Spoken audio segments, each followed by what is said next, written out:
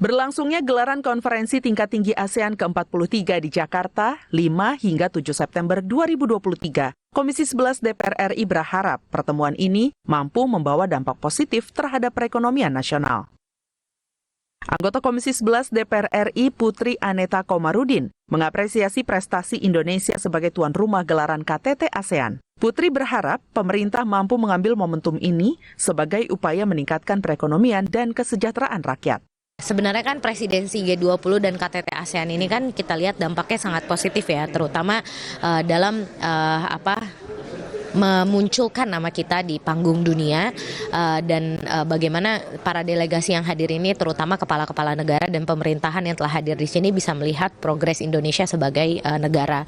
Jadi ya tentu harapannya dengan adanya KTT ASEAN ini selain kita bisa menghidupkan kembali UMKM kita juga bisa memperlihatkan kepada dunia bahwa pencapaian pertumbuhan ekonomi kita yang rata-rata stabil di tahun 2022 5,3% lebih baik daripada banyak negara di dunia ini, itu real.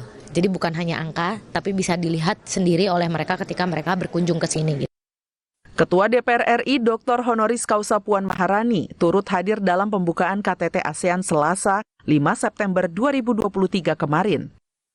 Puan Maharani menekankan pentingnya koordinasi antara pemerintah dengan parlemen meski di tengah kondisi global yang kian dinamis. Puan berharap koordinasi yang baik dapat mewujudkan tujuan bersama kesejahteraan kawasan ASEAN.